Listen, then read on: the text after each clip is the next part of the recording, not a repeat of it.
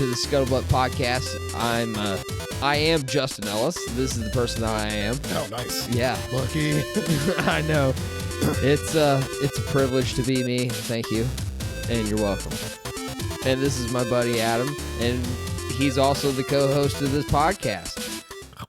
And yeah, we just sit here and kind of just talk about random shit and talk about, stuff that we do on a normal basis. Kind of like video games and, watching, fights and stuff and watching weird shit like people go in the water and taking dumps and having fish eat out of their butt crack and shit. That happens. That happens from time to time, and it's important to talk about. I think it's important to have fish eat out of your anus. I think it's the best way to clean your butthole. And let's not have anything. I don't want something squirting into my anus. I want something to eat it directly out of it. Well, see, I'm not on the same page there. I'm a traditionalist. I'll clean my butt the just standard way, thank you. Sandpaper. Yeah, 80 grit. 80 grit sandpaper. The hard stuff. Anything less won't do the trick. No, I eat hot shit. I need a butthole made of fucking leather. Well, then, I don't know if sandpaper is going to do that. That'll keep you rather. Actually, yeah, that'll remove the finish. That's an injury. Yeah, it is an injury. But, well, I mean, shit, we kind of got off onto a weird start on this one, didn't we? Yeah, that was odd. But I think I better drink before this gets any weirder. Seems like a pretty good way to get started. That, yeah, you really should. Oh man, so on Assassin's Creed, dude, I killed the boar. Yeah, you said that. That's impressive. I wasn't able to do that. I was able to do it with the swords, actually, because the thing is with the swords, you can actually roll away just fast enough in order to get out of the way of their attacks. You're not going to do as much damage. It's going to take you a longer amount of time, but in the long run, you'll actually take less damage overall. But towards the end of it, the thing is at the end of it, I was getting down to like killing, and I'm like, oh, I'm going to just spend everything I got, because the thing is I wasn't using any of my adrenaline points, but only to heal myself. Right. I was not like any attacks I was using was all either just the bow, regular, just strong attacks. I wasn't going to use them except for healing. Right. And what ended up happening at the end is I went for like the kill shots, and I spent everything. And I killed the animal. Oh. But there were still like 4 pigs that were just, still trying to get me. So what I did is I ran and tried to jump off the cliff, but I ended up doing the whole like run and like kind of just dangle a little bit. And I like dropped down as quick as I could. There was like a pig that fucking came flying off the fucking, but I nearly died. I was this close to dying. Like they just about killed me in that sort of in that sequence, and man, it took me so long just to kill it. I mean, that was a good like 5-10 minute fight. Yeah, that thing's flaming difficult. The time I sat there and I fought him 3 times, but it was way early on because that was the first like legendary critter thing that I came across. So I tried it a few times, and it beat me all 3 times, but one time I fought him for like over 5 minutes, and then it killed me. It's like, well, I'm gonna hang this up until I get some new equipment or something else to help me like actually get an edge on him, some new skills, because I was pretty early on. I think I was like a level like in the ballpark of 10 whenever that happened. It was pretty early. Yeah. I mean, I was the thing is where I was at, it was at that point to where as I was leveling up, it was leveling up too. So it was already hitting that cap. Yeah. So it really didn't matter whether or not I fought it then or anytime later. Well, it does, because then you get skills. You get your skills and the things that you distribute in the tree. If you're like at level 10, you have virtually nothing to use to assist you in that fight. Yeah, but the thing is I virtually used nothing to assist me in that fight. Healing. That's a big one. That is a very, very big one. Yeah. And also the assassination, like, you know, attack that you can use just in mid-battle. Mm-hmm. You know, that I also use that. But those are deal breaker. You know, if you don't have those too, that might not be enough to get by. And you know what? I actually use those more often than anything else. I use them all the time. I use the front kick a lot too, but just because I'm kidnapping people constantly. Well, of course. You know what? I can't seem to find good people to kidnap. I keep kidnapping people, and they're just not quality. I've actually gotten to the point to where everyone on my boat is a gold captain. I got gold captains. I have all 4 gold captains. Nice. It's just I can't seem to get better than what I got. The thing is what I think is like I'm kind of hitting that plateau level, and I'm just about ready to kind of move into like a harder territory. What you should be probably doing, since you've already got all gold captains and it doesn't seem like you're finding any better, is start pairing your captains up according to the boost that they get. I've got like 3 captains rocking like extra like ship strength gain or like ship health gain for cleaving. I have 2 of them that have that. Yeah, I got like 3 of them that have that. And I replaced one. God damn it. Uh-oh, what happened? Oh, this thing. The chime. The chime. I did it in my other podcast. God damn it. If you want to hear it, it's on the Top Water podcast. Go listen to it now. Subscribe. Well, not now. Not now. No. Listen to this shit now. And subscribe later. Go ahead and listen to this and then later on. Yeah. Even though I can't speak English because it's subscribe. Yeah. Not subscribe. Scribe. Yeah, scribe to it later. Go ahead and scribe to us. Write us a letter.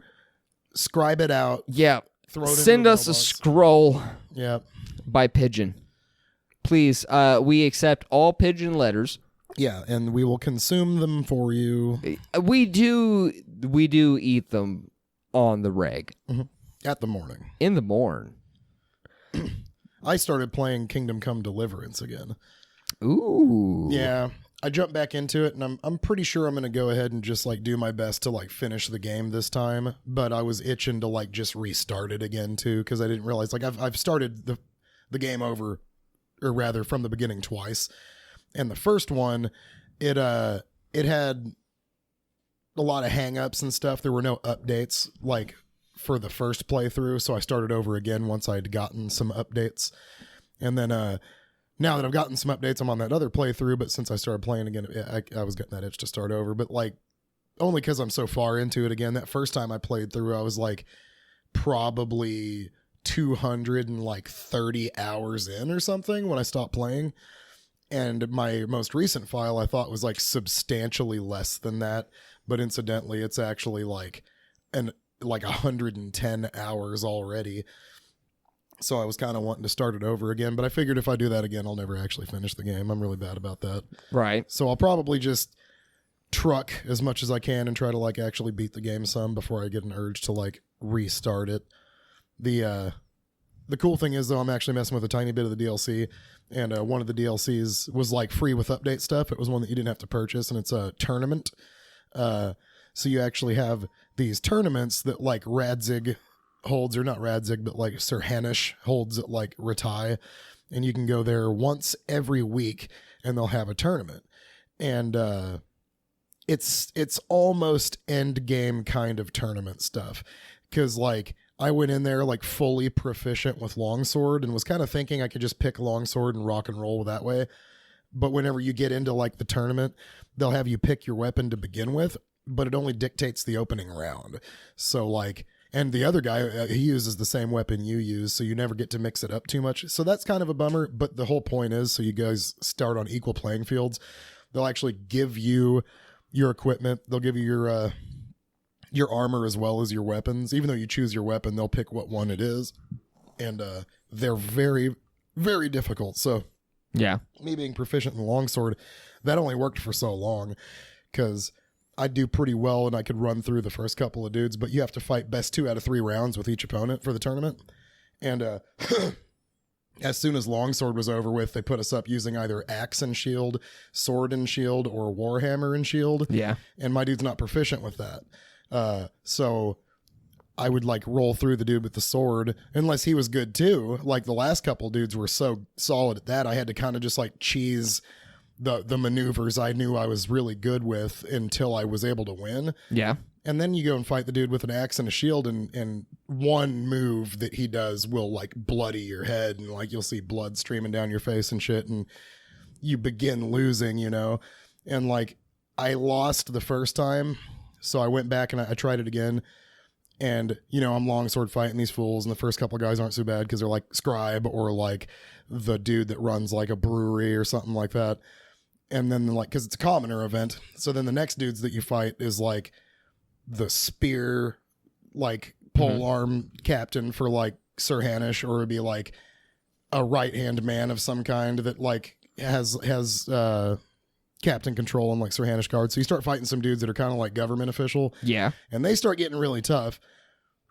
And so what I started to notice is like, because I am solely proficient in longsword, like these guys would start to just blow through me when they start taking up like axe and shield, because they have skills and I don't. I have like 5 or 6 techniques that I can use with a longsword that'll like keep me safe, but like the only thing I can do with an axe and a shield is be strong, like parry strikes coming in, which sometimes they have an answer for that too, or just like strength wise, again, I'll lock up swords and push them back, and that opening will give me an attack. I won like 3 rounds with the tip of the fucking warhammer, just because the only thing I could do was like push a dude sideways and stab him real quick before he had a chance to react. I eventually won the tournament, but only by like barely, because like the final one was against this dude named Black Peter, and he's like this like quiet dude that like wins all the tournaments and shit. And like I was able to beat him at longsword, but he was equally proficient at that, so it was kind of a grind. Yeah. And then we go to fucking axes, and the dude does this technique to where I tried to swing on him and he blocked it and he hit me in the face, and it like put my head in a damage event with bleeding, which usually happens over the course of a fight. Yeah. He hit me once and got it. Like, oh God. So I'm sitting there trying to defend myself and just gradually lost. And then eventually we go to swords. And I'm like, oh, there's a tip on this thing. So I started pushing him with the shield and stabbing him, and I did that until he lost. Just shoved him into a wall and stuck him. Then I made the mistake one time of pushing him back and swinging, and he did that technique again and bloodied my face. I'm like, oh, dude, just the first time I took a real swing on him with the sword. Since it wasn't two-handed swords, I didn't have the edge to just scoot him around when he blocked. Yeah. So I hit him with the sword, and he's like, "Ka-ding, pat," and like gave it like I would give it if we were using long swords. It's like, oh, but it took from... in game, it took from 9-ish in the morning until about 9-ish in the evening. Just a complete 12 hours. It was an all day affair. Yeah, it took forever. Well, but I mean, I would think that would be a tournament back in the day anyways, is just to sit there and just watch dudes fight over the whole entire, like from dawn till dusk. Yes. Like, and you know, the winner is going to produce the baddest ass motherfucker around. But I mean, and especially with a game like Kingdom Come, to where it's trying to simulate, you know, how it was back in the day, and they're trying to stick to like real historical facts. Yes. I think that like having it to where, yeah, it's going to take you a whole day from 9 in the morning till 9 in the evening during the summertime in order to do this whole event. I mean, I think that's realistic. But they actually mention it too. The guy said most will be wrapped up before sundown, but it's nowhere near out of the ordinary to have these occur into the evening hours after dark. And I was like, oh, there's no way. And I was able to finish right before dark, but I mean, so it wasn't like 9. And now that I say that, I'm pretty sure I started earlier than that, because I woke Henry up with the sun just to see if I could get enrolled first. Yeah. And if I didn't come any sooner, they would have started without me, because I noticed I sat there with the game unpaused for a little while, and some dudes jumped in and started fighting. I was like, hold on. It's like, I'm actually trying to be a part of this. Hey, hang on a second. So I had to reload. I don't think I had to reload, but I did. I wanted to be the first dude in there. Right. Well, yeah. You have to spend 60 groschen to get in, and then you could actually go to Miller Peshek and spend an additional like 100 to bet on yourself. Yeah. He'll allow you to like put down a bet if you think you can win the entire thing. And then I did. So you come out and win 500 on top of the 400 for winning the entire tournament. You can get rich. And then like they also toss. That's, you know what? The funny thing is that's what I did in Mountain Blade, was go to tournaments and just bet everything on myself. It's an incredible way to be. And like honestly, it's going to be it's the second biggest moneymaker in this game, considering like me hunting and like getting food cooked and selling it off is the main source of my money. Yeah. I've made like $8,000. I got 900 from doing the tournament and betting on myself. Dang, dude. Yeah, and it took me 110 hours to get to 8,000, so this is going to be a more profitable means. The only cool thing about selling off meat though is like you usually have more than either one of the millers have money to take, so you just offload it for like a good discount on their part, and they just like you more. Yeah. They're like, oh, we're gonna give you better deals. Well, that's pretty badass. Mm-hmm. You know, that's a game that I would love to get into. You know, I would wonder how they would actually incorporate that into a VR setting, because of the fact that a lot of, you know, you're talking about these different skills that you need in order to, you know, compete into the tournament.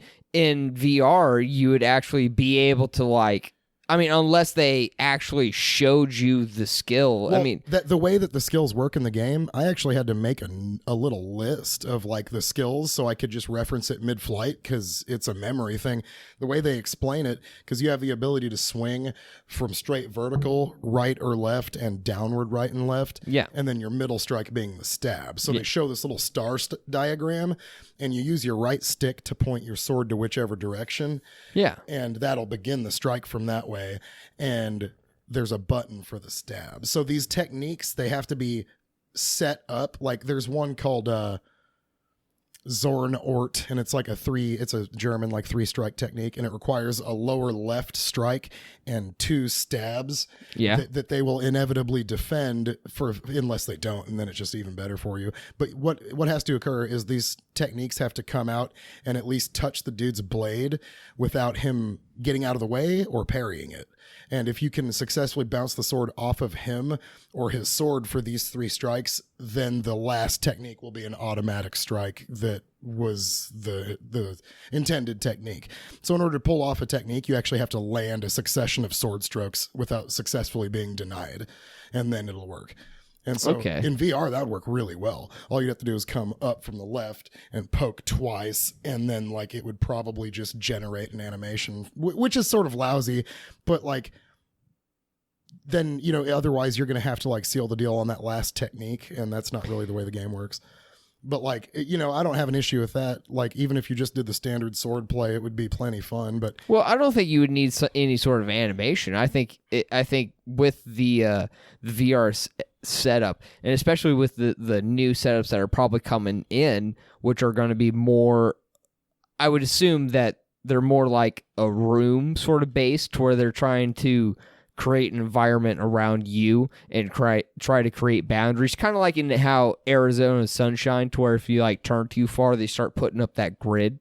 Yeah, kind of like that. Like they do that in, I think maybe it's the HTC Vive or maybe it's the Quest, but they'll actually put up like you can set up a perimeter inside your room, you know, in the game. So like as you're setting up the console and as you're doing your setting like setups, you can be like, okay, well, over here is too far. I need you to let me know when I'm getting close to this, because this is going to be me hitting a wall. That's kind of cool. So I think that's going to be the future, but we're going to be going away from the single camera, because you won't be able to do that with the single camera. I mean, that's another thing with like a lot of the games I've noticed playing,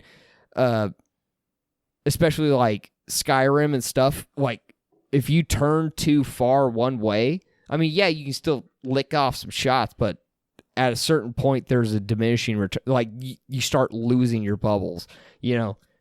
And I would like to have a more, like, 360 sort of, like, feel to the game. Like, I think that's the next step into VR gaming, is not necessarily this, like, because right now we have, like, especially with the PlayStation 4, they did a wonderful job with the 180-degree range that is like your gameplay. It's more than that, really. I mean, it does only like blip out if you're eclipsing the controller with your body. So like you'd have to be, I mean, I don't know. There are very few occasions to where I actually feel like I'm limited by a single camera. And like the further we go into this whole like 2 camera, you know, like suggested radius sort of thing, it's going to demand a room like for the device, which is, you know, that's fine. I already have kind of like a setup that would accommodate for that, but like a lot of people don't. And it's already pretty demanding as it is. But like, I kind of feel like if you're already getting a VR set, you're getting a set for that. Like, if not, you're getting it for the 4K capability in order to do like movie streaming, which now I will say, I watched the Infinity Wars onto the set. Jesus Christ, that was fucking good ass. Like, I was pretty astounded. Yeah. Like, I was really impressed. Like, I don't know if I really necessarily need to go to the movies anymore. No shit. It's like that. I mean, just because it's like you have this like IMAX sort of field, but it's just like right there. Here's something you probably didn't know, or if you didn't know, like you might check out. One of the updates about a year ago on the PS4 VR headset allowed it and the PlayStation 4 to play and display 3D Blu-rays. So you can actually buy a 3D Blu-ray now and put it in your PS4, and if you're wearing a VR headset, it'll display to you in 3D. Oh, that'd be badass. Yeah. I should try that out. You should do that, yeah. I have I bought a 3D Blu-ray to try it out and haven't yet, but I got Iron Man 3 3D and Blu-ray, so I can try it out sometime just to see. I mean, it's a pretty good movie. No, I mean, I just wanted a movie that utilizes plenty of CG, you know, so that you got things bouncing out at you that are pretty, you know, wild, as opposed to just like, oh, look, it's fucking... It's Billy it's on a skateboard. An old man is actually in front of me. This old dude from a movie. No, yeah. Oh, wow. It's like I'm actually sitting on the bench in The Notebook. Ew. Gross. Is there a bench in The Notebook? Of course that there's is a another bench. reason why not to watch that movie. Fuck benches. Wait. Fuck benches? Mm-hmm. Have you ever sat on a bench when you really needed it? No. Only when I really didn't, and it wasn't optimal. Oh. Well, yeah, they're usually not very comfortable. Actually, 90% of the times I've sat down on a bench, I haven't even been fucking comfortable. I didn't like it. Fuck a bench. Yeah. Unless they're connected to a table, and then it's a picnic table.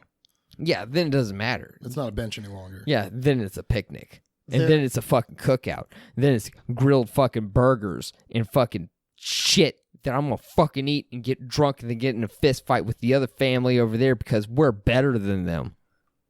We are, actually. Yeah. Fuck them. I'm better at dodgeball. I'm better at tag football. I'm better at, frisbee bullshit. I don't give a fuck. I'm better at the football your family brought. So yeah. It's mine now. Yeah, it's mine now. Yeah. For sure. 100%. I'm better at the steaks you're cooking. Get out of the way of your grill. Come up off of those children. I'm a better Is that a parent well than you done are. steak? Is that a well done steak? Go fuck yourself. You're not allowed to cook a steak well done, but if I did, I'd have done it better than they did. I wouldn't cook a steak well done. I would say fuck it, eat it medium rare. If not, you're not eating it at all. You're not you're not part of this family. We picked you up for a discount and now we're taking you back. I actually think, now that I'm thinking back on it for a moment, if you were to play Kingdom Come in VR, the best way to probably have the ability to like use your motion to like cap off those techniques would probably be, because each one of those techniques end with a specific target in mind. Yeah. I would say the only way to actually get these techniques finished is to use the 50-50, like, is it a slash or is it a stab? And then have them display kind of maybe a transparent, like a little field, just kind of like a highlight of where you're supposed to land that technique. So if it's supposed to be like in the blank part of their face, like where the visor is for the helmet, it would like display that in that small like 1 second frame of time you have to swing there. And if it's supposed to be a slash, then we'll have that be like the only thing. You know, you do the upward left, the 2 stabs, and that final technique needs to be that slash to the face. Then we'll just make sure that so long as it comes from the right or the left and is a stab or a slash, then it's like proper. Right. And then that'd be an easy way to do it, because they have a lot of those techniques that are aimed straight for the face, straight for the arm, like the wrist, and different stuff like that. That would actually be pretty easy to do. I mean, or easy to implement. It might not be as easy to swing on those set areas, but then you wouldn't be guaranteed the like critical technique. It would have to be something you'd work for. Yes. I mean, but what you could also do is, instead of like having it like to where you have to swing in a certain fashion or something like that, you could actually just do it in sort of like an armor rating / like sword rating, to where the curve of the sword is actually much less. Well, to where those are always at play. Like if you have a saber or a hunting sword, its stab damage is far less than its slash because it's got a curve. Well, what I'm talking about is like when you come across a dude that has like really fucking like good armor, like he's like played it up to where you're not fucking slashing through that at all. I mean, you can slash as much as possible, but you have to find the little opening. I think, then you'd be bouncing to having to like recreate the game's mechanic, because like really like all of that would come down to is maybe you shouldn't use this technique on this guy because of his armor. Like, because any of those techniques, the reason it's important for you to specify slash or stab is because if they just like opened up a highlighted field for your attack and you just picked the quickest to go to, like you're stabbing at him, these techniques aren't authentic anymore. You'd have to follow at least the specified like slash from which direction or stab. But I mean, if you're swinging a technique to where like you're attacking the dude's arm so that he's, you know, losing strength for his like next attacks and stuff like that, a guy with like really thick vambraces or like gauntlets, it probably would not be the guy to throw that on. Yeah. And that's where I would just pick a separate technique. Or anything where the guy, you know, guy has like, but that's kind of what helmet. That's kind of what I'm talking about. Instead of like having like to where it's like highlighted where you can hit, you know, like maybe do it in like the tutorial, but like kind of like this all comes back kind of. But just... I also think like that would be really realistic. I think that would put it into like that next level realism, to where it's like you have to pick the sword to the technique that you're using, and like if you come across a dude that you're like, you know, you have this saber to where it's like really good with slash damage, and all of a sudden you come across a guy that has plate mail. It's like, good luck trying to kill this guy with, you know. That is a very like valid thought, but you would have to recreate. There'd be a new game. You can't like play a VR version of Kingdom Come and implement that, because the way the techniques work already, it's already laid out and they work the way they work. You know, the only reason I'm saying that you would have to have that field is because these techniques are capped off with one strike to a particular area. And if you want full range of motion on that, it would have to hit that area and you would have to be in control of it. So it's going to have to show you where to hit or you'd fail every time. Yeah. I'm just trying to split bones as to far like how this would even work in VR and give you full control. Because otherwise you're going to go through either animations, and I don't want any of that. Yes, for sure, 100%. I go ahead and screw animations. You know, we're past that. If I get put in a VR scenario and you're going to put me through too many animations, then like why even bother? Mm-hmm. But like if you did have like, I will say the only exception to that is something like what is it? Truth and Blood. I think that was the name. Blood and Truth. Blood and Truth. They do have animations in the game, and it's a fun game, but it's a rail shooter game, but it's only values to play through it once. Sure. You know, it's not like Kingdom Come to where you're just going to run around and fucking like, you know, help people like little like whatever missions on like some side stuff, and also like run through the forest and you know hunt in order to like make money and like fight some like war type battles and take over a fortress. Like it's not open world like that. It's just this like single, like you are playing this, like you're having this one experience. It's not like an experience where you can just kind of go out and create your own like Kingdom Come. But I forgot the thing that I was going to say. So you just keep going about Kingdom Come. Okay. Yeah. Well, I'm kind of disappointed about Blood and Truth, anywho, because they were tooting that horn. They were trying to say that it was like one of the games to get on PS4 VR, and I was really excited for that until I realized it was like a sequel to the London heist game that was a demo for VR, and that's a rail shooter. But I also never played that either. And then it's like, oh, it's a rail shooter. It's like, rail shooter. I hardly know her. Well, and you know what's the worst part about it is like it wouldn't be such a bad thing if like you could back up.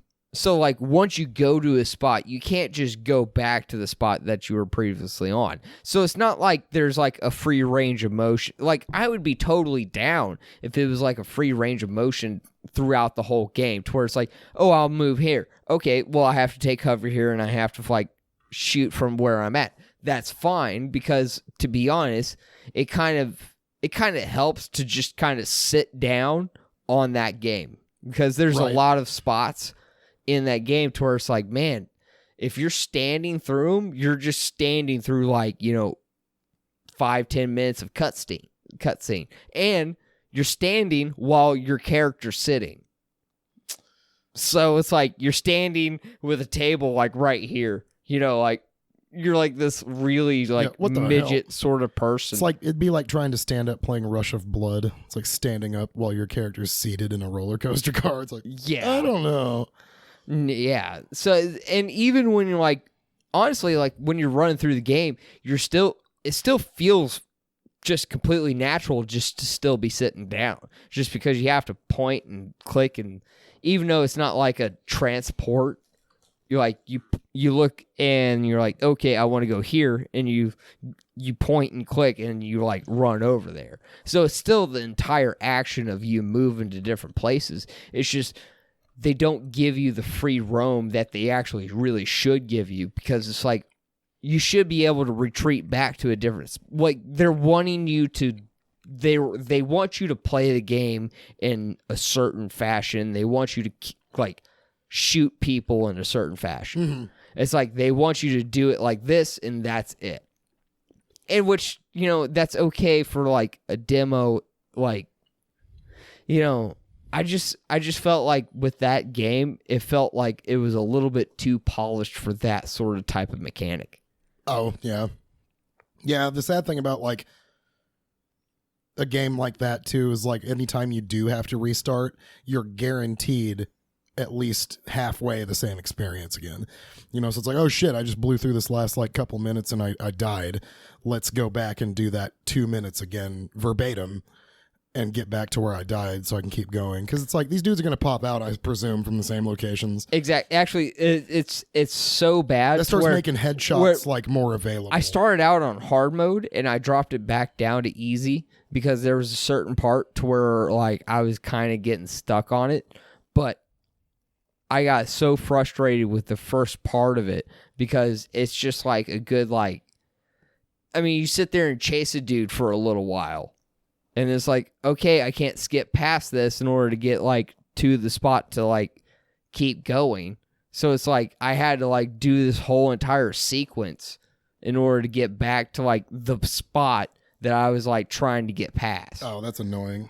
And it yeah, exactly. So it's like, why would I want to play it on a harder mode when it's just going to like do that sort of, and it's just those little annoyances that, but see, the thing is like, it's not a bad game. No, I mean, like, I mean, there's rail times shooters are a must. I think that like Rush of Blood was a crucial playthrough, even though it is a rail shooter, so good. Like there's definitely a place for rail shooters. My only scruple is like I didn't know that Blood and Truth was going to be a rail shooter, and so that does throw me off a lot. I didn't like it. Like if you play it on easy mode, it's not really that big of a deal. But like, because it's like there was at a point to where I was sitting there ducking behind a like a craps table or something like that, shooting over the top, and someone threw a grenade and it landed right in front of me. So I grabbed it and chucked it behind me. Like, as soon as it landed, it's like, oh shit, boom. You know, you can just grab shit out of the air and fucking throw it if you wanted to. So they have really good mechanics. And, like, there's, like, cutscenes and stuff. Like, even in the cutscenes, it's very interactive. Like, you can mess with stuff. That's cool. Like, I was driving in the car, like, in the opening sequence, and your brother's sitting there talking to you. Dude, you can just mess with just about everything inside that fucking car. And it's... That's and at awesome. a certain point... You know, it's funny, is like, he hands you a vaporizer for you to hit, and, like, you know, like, I tried to stick it up to my face, and it didn't really do anything, so I, like, I let go of the action button, it dropped it, and he's like, oh, way to go, Butterfingers, and then, like, because that was the hard mode, like, playthrough, and I went back and, like, started playing through it again on medium. He handed it to me again. I just chucked it. And he was like, hey, you fucking dick. So he had like a completely different response to like awesome. what I did in that certain circumstance. And it's that level of detail in the game that I think really just kind of makes it a fairly decent game. Sure. But the real big hang up is that rail shooter effect that they have, to where it's like, they don't give you enough control of the game.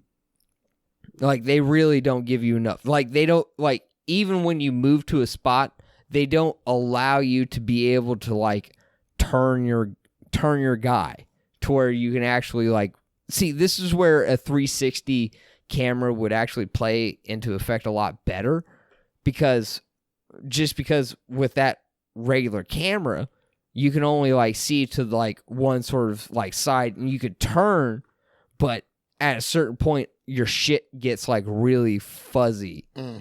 So that's where, like, the PS4 setup just kind of, like, doesn't really do it. Yeah, it was a very infancy stage, like, VR apparatus, but it's still very good. I think that, I don't know, like, my only hang up with, like, the next VR setup by Sony is, like, I hear that it's going to be wireless, and that thing better carry at least a 5-hour, like, charge. Because I'll be really upset if I have to take that thing off too often to get it charged. That's fucking upsetting. And the same thing with the controllers. You know, I already have to charge both of those. And if I'm going to have, like, 2 cameras, I don't, you know, want wires running around all over the place in the middle of my, like, wireless setup. You know, like, but if I have to, whatever. It's... You know, but I also think that they're gonna, like, adapt for that. They're gonna have, like, some sort of, like, it's either going to be a charging system or you're going to have multiple batteries. I think it's going to be a multiple battery sort of situation. I don't think that. That sounds optimal, but they're not going to do that. Ooh, that's gross. Yeah, they're going to supply you with another cable because they don't want you to actually be able to get up in that thing and pull a battery out. They'd like that battery to be kind of like the headphones in my fucking headset. Yeah. Like, I am so scared to pull the headphones out of my headset. I am so scared to pull them out. I'm really not too keen on those things anyway. The only time I will pull them out once I get a new headset. Sure.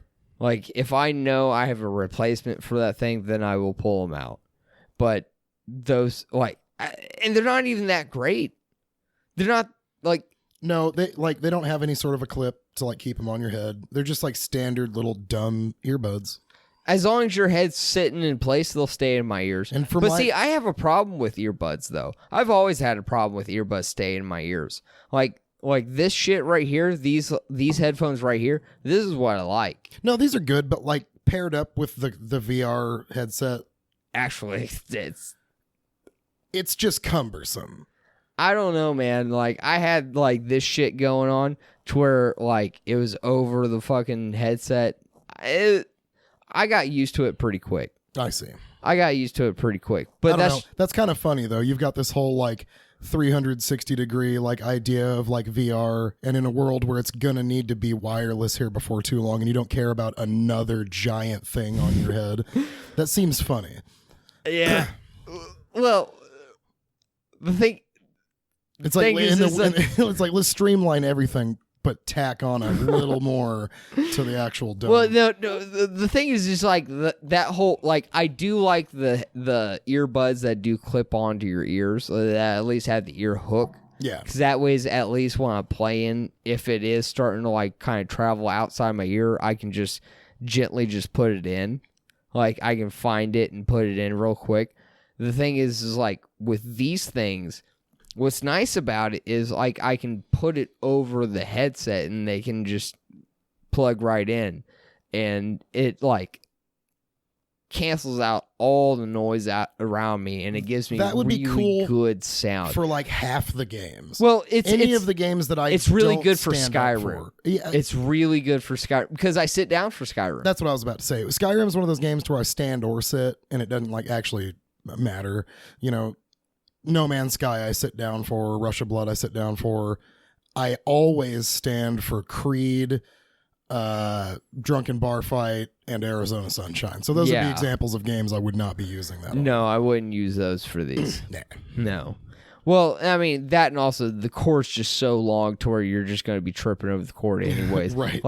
Like, I have to like tuck the cord in order to like keep it from just being just everywhere, just because the cord on these headphones is just so long. Right. But it's still really good for that, because you'll hear this like off in the back, like in this like weird corner, and you're like, oh shit. Yeah. This is my cord. You're like, oh shit. I'm cording up. You know. So I like these I like these headphones for that, you know. And you know, that's what I do.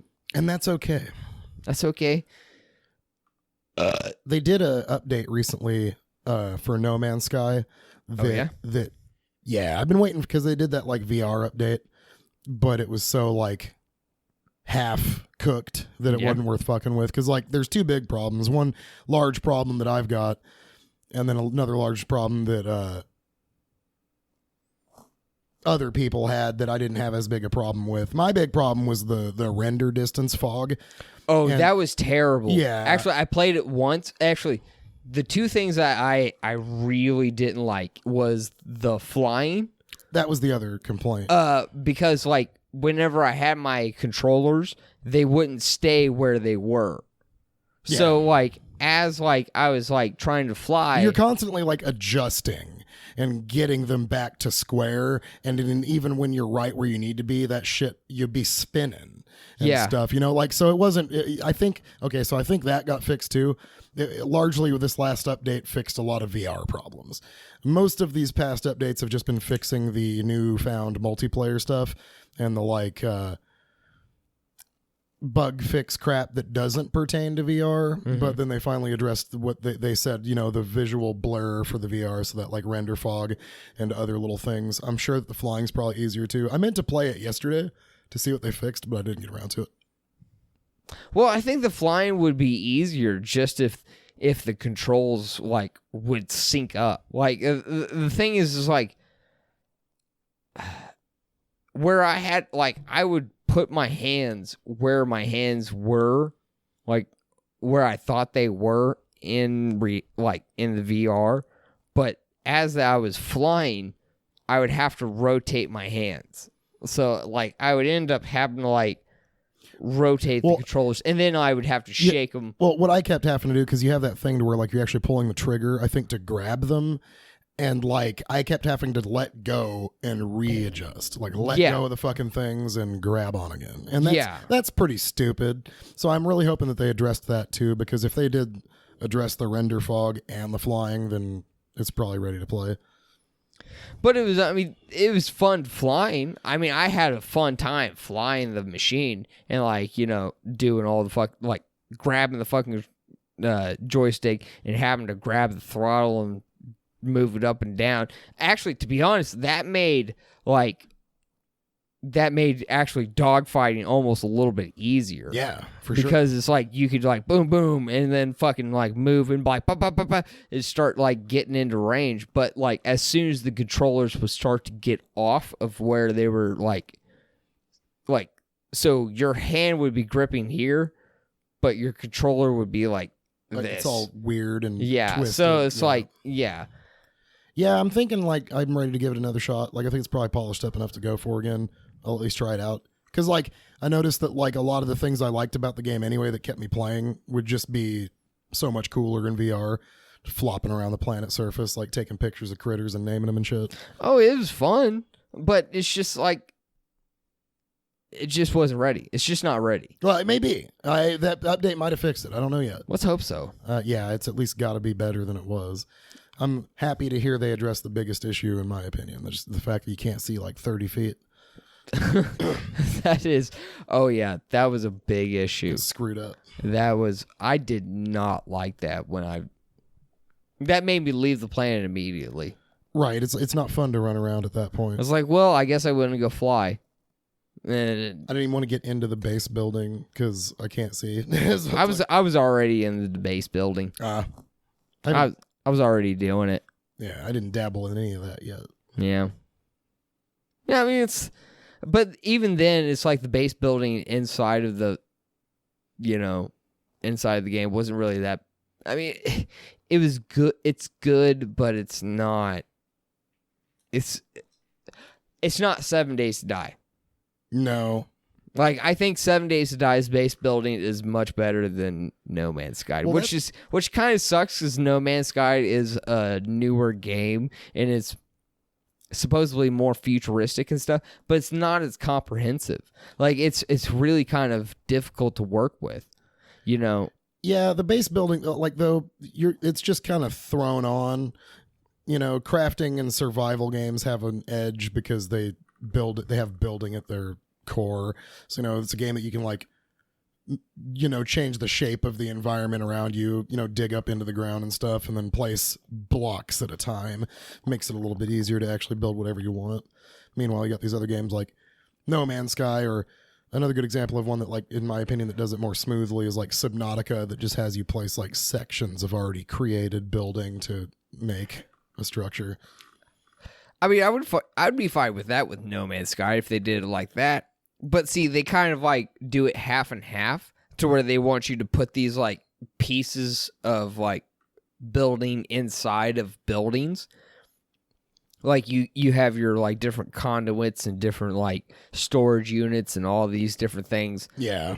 But they also only give you a very limited amount of space.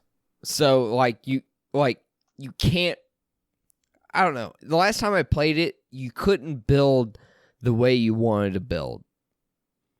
It's like, yeah, there was a limited amount of space that you could utilize. That's upsetting. And I don't know if they did anything about it. I don't think they did, or maybe they did. I don't know. But see, I see people building these huge, like, massive complexes, and maybe it's just because I'm not like as far along, or maybe I'm not. See, I haven't really messed with it at all yet, but I have seen some of the structures people have built, and they go nuts. Yeah, I mean, I'm just trying to build something simple, and it's all like, fuck you. Yeah. Hey, yeah.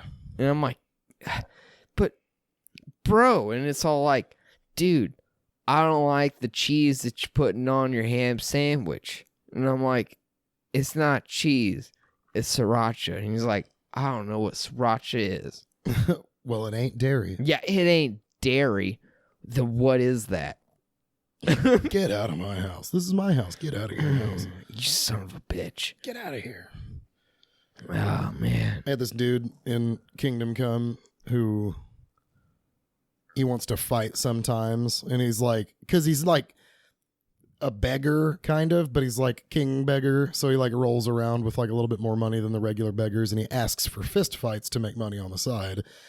And like Tyson Fury, the Gypsy King. Yeah. He's the Gypsy King. But nowhere near as awesome. I like handily smash this dude all the time. And what's kind of funny is like since the recent update, they have a fun little bonus. Like what I would usually do, because like the dude I'll challenge him to a fight and he'll be like, okay, and we'll go outside and I'll beat the pants off of him and then I'll steal his hat because we only bet like $4. Yeah. So he'll give me his $4 or whatever, or $6 for losing, and then I take it, and then since he's unconscious, I'll take his hat and it's worth like $180. And then I'll leave him there or whatever, and then later on he'll come back and he'll have another green hat the next day. So I'll challenge him to another fight for his $180 hat and $6, and keep that gravy train going. You're just buying hats left and right. Yeah, but there's a twist, like there's a glitch that's been happening lately to where like he'll wake up really shortly after our fight, and I'll just be like, hey, want to fight? And he'll be like, yeah, and he doesn't have his hat back, but I can just kick his ass as many times as he'll like wake up. I dropped him in the river once, and he like woke up because I put him in the river. He's all, ugh. And then, want to fight? And he's like, I guess. And like I kicked the shit out of him, and then got his hat back. I accidentally, well, he didn't get a new hat yet because he just woke up. But so you're just sitting there kicking his ass. Yeah. He'll wake up. You're not even getting his hat. You woke up again. You want to fight for $4 more? I guess. Yeah. And so just kick his ass. On my last file, though, I accidentally killed him because I always pick him up. I'll toss him out of the ring, and then I'll pick him up and like take him somewhere.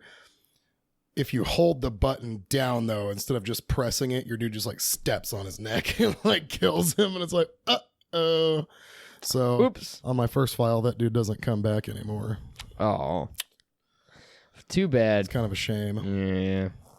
That game's funny, though. Treats dead people kind of funny. I did a mission yesterday to where like the executioner, he had to kill some dude, and the grieving widow is like hanging out outside his house because like she's kind of outcast anyway. Town doesn't want anything to do with her. She doesn't have any family. Yeah. And doesn't know this dude's family. So I talked to the executioner, and he's like, well, I want her to live here, but if she lives here, then nobody will, she'll be a social pariah, and then it'll be even worse for our kids. And I was like, so I'll try and find her a location. I tried to find the people that her husband knew or his parents, and I find these people, and they're like, well, I'm not taking her in. And I'm all like, well, you should. And they're like, well, no, I don't know that bitch. And I'm like, well, I'll catch your house on fire and fucking kill you. And it didn't work. They're like, you piece of shit, get out of my house. And I'm just like, what if I pay you? And they'll be like, fine, you can pay us, $60 and she can live here. And I was like, okay, give her like $60. And she's like, she can stay here, but she's going to be put to work. And if she doesn't work, I'll take a stick to her back. And I'm like, ugh. So I slice this bitch. I get up behind her, I like stab her in the neck. I'm like, die, lady, die. And I'm like, I'm sure that's not a good idea. I was like, I saw her husband creeping around here somewhere. He's not going to be too keen on that. So I step outside, and he's like, yeah, what do you want? I'm like, and I stab him down too. I was like, shit, I'm just on a roll, aren't I? So I go back home, and I figure before I reload my data, I may as well talk to this bitch and tell her what's up, And I go there, and it's all like, so they'll take you in. They said they would, but it's probably not going to be to your liking. And then she's all like, yeah, so I can move in there. And I was like, well, not exactly. They're both dead. And dude just like mentions that. No, they're both dead. They're dead. And then she's like, oh, everybody I know dies. Everybody dies. And it's sad. And I'm like, okay. So I talked to the executioner. I'm like, so maybe she should live here, bro. I don't know. It sounds pretty good. And he's like, well, maybe you're right. I always have admired her from afar, and her dude was a toolbox. And I'm just like, okay, well, maybe I'll go talk to her about it. And you play this weird middleman between him and her out in the front yard for a minute. It's kind of annoying. And I talked to her. I was like, he's always liked you. You should live here. And she's like, I will live here. And it's like, wow, that's funny. It's like me killing those two old motherfuckers like was the most beneficial thing for this lady. She's gonna like live here because executioner is kind of an outcast. Yeah. But she's already outcast. Nobody's talking to her. Nobody will take her in. She doesn't have anybody. Yeah. And the executioner makes pretty good money because nobody wants that job. The executioner historically can't go to church, can't drink at the bar. No, he's not allowed in town. You can't really. No, you can come to town, but you're essentially the loner. You can go shop at the stores. You can't hang out. You're not going to church. You're not hanging out at the bar. Yeah. Yeah, you're not really allowed to do extracurricular anythings. But all is well. They'll be fine. Yeah. Kill the old lady. It's good. It's good. The first thing, too, I come up in that bitch's house. She's like, oh, my God, you reek. And I'm just like, this is going well. This is going to be a cool conversation. Here we go. Yeah, stabbing dumb lady. Yeah. Die. Yeah, that happens. But you know what else happens is there's a fight coming up. Oh? Tyson Fury and Deontay Wilder. That is It is coming up. I think it's on the 22nd of this month. And I gotta say, their last fights that they did. Who do you think's gonna win? To be honest with you, you know what? Deontay Wilder. Me too. Deontay Wilder's gonna win because I think he. Here's the thing: is like I think Tyson Fury has probably hit the pinnacle of where he's at, so he's just kind of maintaining the type of like his skill set. Yeah, what it really comes down to, it's pretty much as black and white as like I think Deontay Wilder had a lot to learn from that fight. And you're not going to really be able to instill the like wild technique and stopping power into Tyson Fury that Deontay already carries.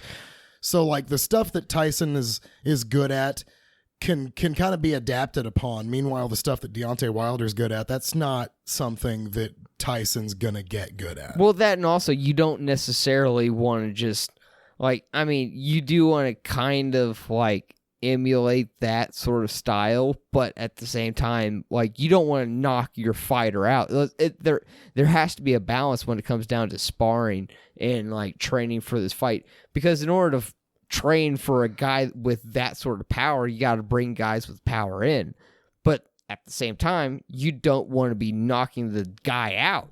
Like you don't want to put, like that's what happened to Anthony Joshua before the Andy Ruiz fight, apparently. Oh? Is that he got dropped in sparring, that he was sparring guys and he got dropped hard. He got knocked out in sparring. Oh, there you go. And, but in the rematch, he just completely outboxed Ruiz. And I think you can't exactly emulate that into the gym without completely hurting your fighter. And so it's a hard guy to train for. And the only way to train for him is to actually get in the ring and fight that guy. I don't know. It's an interesting gray area because I almost got to say the opposite of that. I think that like your only chance is to bring in dudes to emulate. You're not going to get any better if you don't. And this is boxing. That's the only thing you guys are doing is throwing punches at one another. So if you start holding back too much in sparring and bringing dudes in that aren't going to like threaten you, you're lying to yourself. Yeah. You got to just be decent enough to escape damage. Knockouts in the gym do happen. There is middle ground, though. You just don't go balls out every single time, but it'd be in his best interest to bring out some hitters and try to get ready for Deontay, because, like, you're not going to just accidentally get better at, not taking a punch, because you can't really get much better at that, but you're not going to get better at, like, interpreting oncoming strikes unless you have a person throwing them in kind. You got to have that to replicate. Especially in the rematch when the guy's going to already know what you're, like, throwing. And know what you're doing. I mean, don't get me wrong. Tyson Fury had a really good performance against Deontay Wilder. Yeah. I mean, that was... I didn't think he'd have done anywhere near that good. I mean, his herky-jerky movement really just kept him out of harm's way.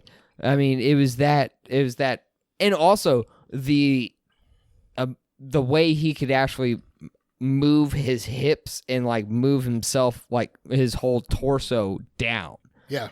Like, it was one of those things to where he would get so low to where Wilder couldn't really throw uppercuts to his face, or like when he was like trying to look for punches, he wasn't necessarily thinking uppercut, but he was trying to like look for like straight shots, and he couldn't get them on him because like the area that was being exposed was, not legal area. Yeah. And see, that's also good, like, understanding the rule set and understanding the competition of Tyson Fury. Like, I mean, that was for a guy that's his size, the where he dipped was really low. Sure. Yeah, no, that's pretty incredible. I think that Tyson would be in his best interest to bring The Undertaker back to train with, because that helped him out a lot. Being dead and just rising from the grave. That was pretty incredible. Yeah. You know what? I think, honestly, he wasn't dead from that. I think he got fucking rocked and just dropped, and he just sat there. And he I bet you, he was probably awake by like 6 or 7. Like, I mean, even if he wasn't doing okay. no. It was one of those things to where you're just sitting there going, oh. Let me let everything wow. spin into place and be like single frame instead of like overlapping images. No, it was definitely an adjustment period, but I don't think he was just like flat dead and just like arose. No. I think he probably like came to somewhere like around like 5 or 6, and then like those next few seconds, everything like you were saying, just everything just, oh shit, I got to get up off my feet. Boom, and he fucking just springs up off his fucking feet, and then he's like back into the fight. Yeah, but Jesus Christ, I mean, he did show like how you could really use boxing technique against Deontay Wilder, but also at the same time, well, it was even not even just that. It's the fact that you could use, because Deontay's probably ready to respond to like traditional boxing techniques. It didn't really seem he had like too much of a response. Well, it wasn't traditional. The shit that Tyson Fury's coming at him with was not standard boxing techniques. You know what? It's funny because I feel like that is standard boxing. Like that should be standard. Well, like what he was fucking doing, I feel like his shit was probably standard 100 years ago. You know, whenever dudes were throwing around hands that were wrapped and didn't have gloves. It's just so classic that it's just not. Well, we've capitalized on that and we've brought like true technique to the table. But when you go back to shit like that, it's so unorthodox nowadays. It's kind of like someone who tries to use a Trojan virus on a DOS program. Sure. I don't know about that. I don't know about that either. I'm just spitting some shit out there that's I'll bet it is. It sounds good. Yeah. It sounds good, right? I'm sure it's like that. Yeah. I'm sure it's like that too. But, you know, it's so weird. It's so herky jerky, and it's unorthodox.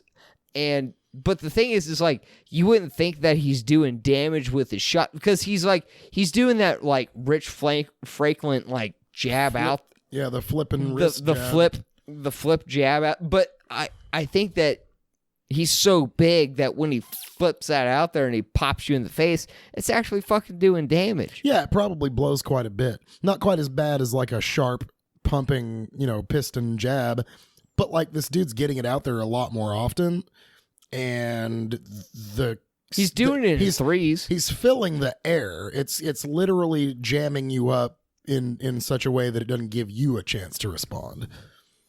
That, and also he's following up with straights, and then he's switching stances and doing the same thing from the opposite side. Switching stances, and he's like constantly have this herky-jerky motion. And then anytime you try to like unload on some shit, it's that herky-jerky motion is already giving him an opportunity to like move away. Yeah. Because it's like you're trying to time this shit, but he's also hitting you at the same time. So it's like it's not fucking happening. No, he's a little bit too slick. And it's weird because he looks so, like, wrong.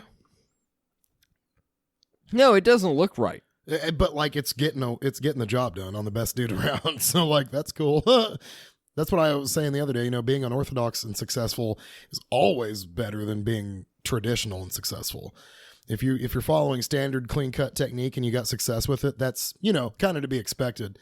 When you pull off some shit, that's not folks aren't training against, that you don't see coming, and it works, it's so much more valuable. It just kind of goes behind like the best punch hit is the one you didn't see, and like that would be unorthodox. It would be. But see, Deontay Wilder is also unorthodox because he doesn't do anything correct. Well, he has that high heat unorthodox. And see, but all that herky-jerky motion and shit like that, like all that can be patterned. And that's the thing is like Wilder was patterning it into the fight. He just couldn't quite connect clean. It's like he was. It was like when I was watching the fight, it almost seemed like Wilder almost had like it on the tip of his tongue, like one of those things, to where it's like it was just this close. And in the 12th round, he got it. Like, he got it, and that's what happened. I get the feeling that Deontay is probably going to be a lot more equipped for this this next go around. I only imagine Deontay will find significant success within the first 4 rounds. I think he will. I think he's going to find a home at some point for one of his big strikes that early. I actually don't think it's going to be that early. I actually think it's going to be late. I think it's going to be late, like late into the rounds, because I think it's just going to be one of those things to where he's going to have to figure out, he's going to have to figure out the pattern. He's going to have to figure out, what Tyson's coming with, because Tyson is also not going to come with the same shit that he came with this time. Like, yeah, it's going to be herky-jerky and it's all going to be similar, but it's not going to be the same. So it's going to take a second to pattern, and it's going to take a sec. Like, I think it's going to be right around like round 4 or 5 that maybe he starts landing again. But I think it's just going to be a mirror of the last fight, to where it's like it's going to be right around that sort of time to where he's going to be able to really start figuring out where he's going to be able to land his big bombs and big shots. I don't know about that. I think that it's going to be different. I think that because of the first fight, it goes back to like, I don't think that Tyson Fury is going to improve that much between that last fight and this fight. It's almost like you said, he's kind of peaked a little bit. Yeah. He's not going to have a lot of new tricks. And I think that all Deontay really has to do is pay attention to that last fight and watch a lot of footage on dude. Can't really bring too many shuffly weird dudes in to fight against, but just like do your best to pay attention to what happened to you and that you've seen previously. And that kind of creates the rhythm to work with. I think he's going to start landing strikes before the 5th round. He'll probably start having a few hard shots earlier than that. Yeah, I mean, I hope he does. I think so. Because, I mean, here's the thing is like, I want to root for fucking like Deontay Wilder. Like, he's like, I've listened to him on the Rogan podcast. Dude, he is such a nice dude. He is such a good guy. And it's just like, God damn it. Like, I want this guy to be successful. Like, I want this guy, like, you just want to be behind this guy because he's just like this fucking, like, he's just like me and you, like, just chilling. He's not this like Floyd Mayweather, like, oh, bitches and pussy, look at me, fucking like, like we're tossing fucking bills in the air. Floyd's and just kind of a terrible person. Floyd's a character. Well, he's a piece of shit. He's like he slaps women and shit. He's just like an awful human. That's why, like, it was pretty easy to get behind Conor when he fought Floyd, even though it didn't make a lot of sense. It's just like, well, you got one dude who's a clown and he's a bad ambassador for the sport, and then you got the other dude who's actually a piece of shit, and like everyone hates him, and it's like because he's a bad person outside. It's the conduct which dictates, the character. This dude's an awful guy. And it's like, yeah, Conor McGregor's kind of like a clown and like he says shit, but I think he's very Chael Sonnen. I think he's legitimately a bigger dick than Chael and inherently less good at talking shit. Well, I think the reason why he became a bigger dick than Chael is because of the fact that he made more money than Chael. That's not it. He's weaker. It probably didn't help, but he's much weaker mentally than Chael. Chael's the kind of dude who is successfully able to talk his way into a title fight outside of his weight class just by talking shit. Yeah. And it's because he's so good at it, and he's a cerebral dude. Conor McGregor is a bit young at that. We're talking back whenever he was talking shit into title fights and things like that. Just young, loudmouth, capable, probably not nearly as intelligent. Like, I hate to say it like that, but like Conor talks more than he thinks, and that's what generated a lot of his like trash talking highlight reel. Meanwhile, Chael Sonnen is very, very smart about the shit he talks, and he's really good about getting under the skin of a fighter instead of just being disparaging, and that's where Conor falls short. He just says mean shit and doesn't have anything like correct to say or anything like supporting on his own like case. Like, he didn't ever talk up his game. He just talks about, I'm going to take his head clean off. It's not fun to listen to Conor talk shit. It's not good. It's just running his mouth, and it gets, rednecks and drunk people pumped. Well, I mean, it was good in the beginning. The thing is, it was good in the beginning, but see, now it's kind of old news. Well, I don't know. I didn't even care for it too much in the beginning. It's like he was always... able to like back his own shit up, but then once he got into the title picture, it made less and less sense for him to run his mouth as much as he did. And then he's slowly begins to not even be able to cash these checks, and like he's getting his ass kicked as often as he's winning, and so the shit talking makes less and less sense. And see, then you have the whole like Cowboy Cerrone fight to where he doesn't talk shit at all, and that's good. And see, honestly, it's like that's the best Connor's ever looked. Like other than like, you know. Well, that was the Connor first popped in of old. You know, that was the Connor that was running through everybody in the weight class on his way to a title shot. And once he got up in that title picture contender status, it sort of began, you know, I'm more famous than I have to like pay attention to my fighting style. Yeah. Like I'm a fucking household name. I've already got this covered. And it's like, no, not true. And that really showed in the Khabib fight how he just kind of wasn't ready anymore. He's like, I'm dead. Oh, you're dying over there? Well, that's all the time we got. No. I'm joking. I'm done. No, I just whew. I'm sorry to cut you mid flow, but that's fine. I was dying there for a second.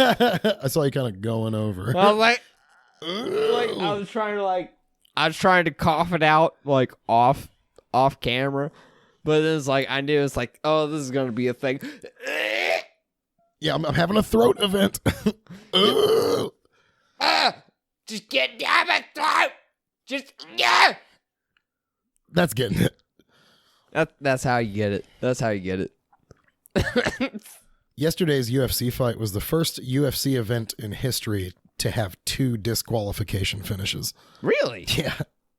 Diego Sanchez in the co-main event. Did he win? No. Well, yes, he won because of a disqualification. He was getting tore apart the entire fight. He was getting ran through by this dude, and the dude was able to like hit him with apparently a cartwheel kick. He threw cartwheel kick, Superman punch off the cage, Showtime kick, and then also at one point while Diego Sanchez was on the ground, he did a backflip and landed in dude's like side control or half guard or something. And he was just stringing it up on Diego. And then there at the end, there was like 2 minutes left in the fight, and dude's got Diego on that really crazy like whip clinch to where you like have their face down with one arm. Yeah. And he's kneeing him in the body. And he hits him hard with one to the body, and it drops Diego. And he fell to both knees, and then he took one in the face. Oh. Like the dude threw one on his way. He locked the hips back, and his feet are both still on the ground, and then Diego's knees touched, and he hit him in the face with that knee. And Diego quit. This was a fight that Diego knew for sure he was losing all the way. And then he just happened to hit an illegal strike at the end, and it was after he'd been dropped. Anything else, any pop patter would have actually stopped this fight. Right. But Diego... I gotta go take a piss. Yeah. But Diego actually spoke with, the ref got in between him because of that knee to the face. And then Diego complained that he couldn't see. It generated a small cut, but there was no bleeding into the eyes.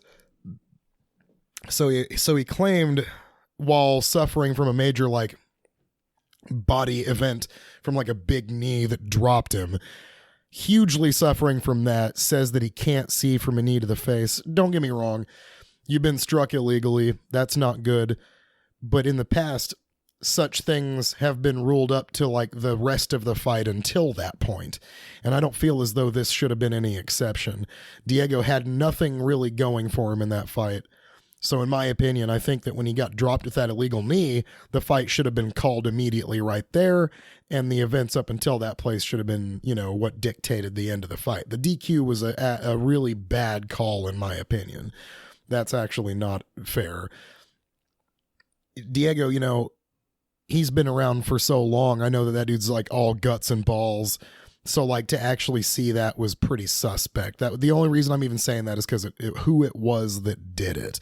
Since it was the savage fucker Diego Sanchez, it was especially suspect. It's he gets dropped regularly. He bleeds all down his face on a regular basis, but then he'd be suffering from like a rib event and get bumped across his face with a significant illegal strike, but was the first dude in the house trying to complain over it and be like, no, that's over, you know.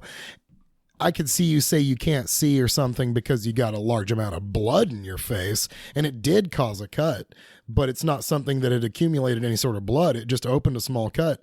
And he told the ref subsequently, I can't see, so we got to stop this fight. So I guess my whole thing is like, why didn't this get called as like the whole fight up to that point? Yep. Instead of a disqualification? Because many times in the past, it's always just been like, well, we're calling it up to this point. Like the Alan Belcher eye poke. Yeah. We're calling this up to that point. And it's like, okay, that makes sense. Yeah, when like... well, it's also kind of like...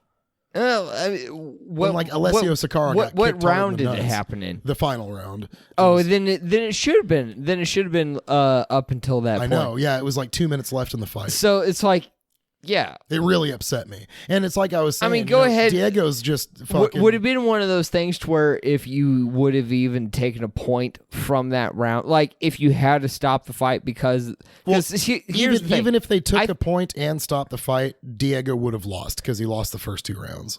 Okay, but I also do think that if you're going to stop a fight from an illegal strike, then 1 point should automatically be deducted from the person. That's fine too.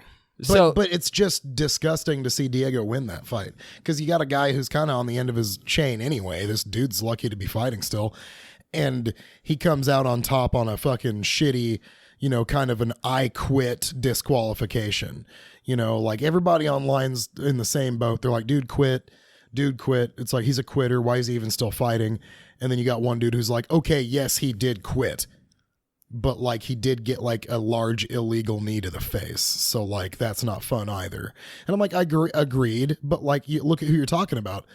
This ain't, you know, this is Diego Sanchez. He's a motherfucking barbarian. Yeah. This dude eats baseball bat and spits toothpicks. He's a motherfucking champion of like getting damage and responding and dealing with it. Yeah. Getting kicked in his forehead and being split, bleeding crazy. But I think at a certain point, there's only so much you can take. Yeah, but it was just so suspect because I've seen worse and he didn't even like give it a second thought.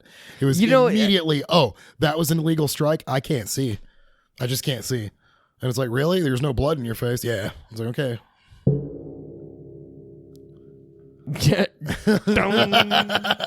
That's the ref noise when you wave off a fight by disqualification. That's how it goes. Yeah. Oh, yeah. Perfect. Yeah. No. I mean it sucks, but see, man, it's like I'm kind of like halfway torn because it's like, you know, I'm torn too. Like, sure, call it an illegal strike, and sure, end the fight over it. But that does not judge it up until that point. Yeah, that doesn't negate all the flawless work dude did to you up to this point that forced you to quit. Now, if it was the first round to where like you couldn't, like, all right, you should actually the way you should do is judge the rounds previous to that. Well, also I should say this because that round's not complete. So the rounds before that should have been judged. Now, would the guy have won because of the first 2 rounds? Yeah, he was even winning the 3rd round. He won the whole fight. It was a one-sided ass beat. Okay, so full of spectacular techniques. It should have been it should have been a. So what it comes down to, it should have been no contest. 10-9. It should have been it should have been 10-9, 10-9, 10-10. So all 3 judges should have had it 29-28. Well, if you were, I think no, because he wouldn't have won the last round. That would have just made it a draw. But if you were stopping the fight on an illegal strike, then it should be a no contest. Now, no, at least a no contest. No, because you're still. What happened to judging the first few rounds up until that point? That happens a lot. They have largely in the past called a stop to the fight because of what happened and just really registered the first few fights or the first few minutes of the fight, the couple rounds that occurred. Alessio Sakara getting kicked in his junk lost because he was getting his ass kicked until that point. This is no different. You're getting your ass beat and you yourself are telling me you can't continue over a foul strike. Then cool, fight's over. That didn't win you the first few rounds. You got your ass kicked. And that's how it's been historically for years. I don't see how it's any different. Okay. Well, because if you're allowed to here's my like argument like into that is like if that's the case, then you would have to factor in the foul strike, which stopped the fight, which if you factor in the foul strike, then there would have to be a point deduction. No, and then, no, not even like that. Like here's my rebuttal to that. If that was the case, then every time somebody ate an inadvertent kick to the dick or an eye poke, it would be up to him to stop the fight. And that's not fucking cool. So like anytime a dude eats a shot to the dick and can't continue, like that's not a kick that should have had a point taken away. That's you not being able to respond because of a foul technique that was still inadvertent. It's taking and making a guy's inadvertent technique despicable when it's really not. Like I missed a fucking kick and hit you in the balls. You can't continue. That blows. I didn't do it on purpose. If you were able to continue, that would not have been a point deduction, and that's where this stops. Yeah, but I also think that's up to the referee. Like that's all that should all just be subject up to the referee himself. Well, yeah, so it shouldn't be a mandatory point taken off. Well, it shouldn't be a mandatory point, but I don't know how to fuck score. It's not a very gray area, hard, in my opinion, because it all comes down to just the fact that if I were to have accidentally poked your eye and you said you were keen to continue, I wouldn't have lost a point, unless it was significant or you couldn't continue or some shit. If my poke to your eye hit you in the eye and you're like, ow, shit, brr, and we get back together and we fight, you didn't lose a point, cool. If that same poke hit you in the eye and you said you couldn't continue, that suddenly dictates a point being taken off? I don't think so. Yeah, it was still just as inadvertent as the other strike. But you know what? A poke to the eye, I feel like is a lot different than a knee to the face. Well, check it out. Now you're trying to rank foul shots, and that's going to be a whole different kind of argument. Well, yeah, that is a whole different argument. But at the same time, I kind of feel like the eye poke, but also check this out. Actually, though. no. I've seen way more fights. The UFC actually changed their mandate to where you can't reach out with your fingers. Well, that's good. You have to close your hand, so that John Jones reach out thing that John does is illegal now. You can't do that. Well, good. That's good. We're trying to minimize the amount of illegal strikes. So, but that also makes sense. I can paw shit with my fucking knuckles. I don't necessarily, or I can cup my hand in a right angle to where I'm not fucking I've never poked a person in the eye. No. But I have seen way more fights stopped by kicks to the balls than knees to the head on the ground. That is, but I've also seen a lot of inside leg kicks to where it was one of those things to where dude fucking shifted one way and fucking just ate shit right in the dick. Well, that's a good fuel for this conversation. Because of that, I think there would be no way you could take a point from me. No way. If you moved your leg in such a way that I slammed home a shot to your nuts and you got stopped because of it, we have to call this fight up until this point. What if you've already kicked people in the dick before? The same fight? Yeah. Well, then probably go ahead and disqualify, dude. But that's a different story. You've been racking up fouls all night, and you've hit him twice now with the same technique. Now it becomes okay to stop him because it's inadvertent or not, this is not the first time. So it becomes okay now to be at the mercy. Well, I also think the first foul shot that you actually throw out there, I think that you should get the opportunity to be like, hey, don't do that again. I think every time, unless it's that overt, to where it's you grab a dude and fucking headbutt in the face, it's or That well, if it's or if, I think, it has to be an overt fight. It has to be an overt foul for me to like directly take a point without warning. Well, I think the only time I would take a point away without warning would probably be in this Diego Sanchez case, where he's clearly in an illegal zone and you hit him in the face with a knee and it cut him. And it's like it caused damage. You know, you got to take a point. Sure. But like that still doesn't neutralize all of the hard work achieved throughout the first 2 rounds and third. So like at the very best, that would take his 10-9 third round and turn it 10-10. Yeah. And that means he loses 29-28. Because wait. Wouldn't it make it 9-9? Not 10-10? Sure. It's still a draw. Yeah, it just brings him down to the level, you know, either equals now. So yeah, it'd be 9-9 and then 2 of the 10-9s for dude. Just to be specific for y'all out there that, you know, you 2 people that are sitting there going, no, you guys are wrong about this shit. Well, we'll receive criticism at some point, I'm sure. My response to them is, I'm drinking alcohol.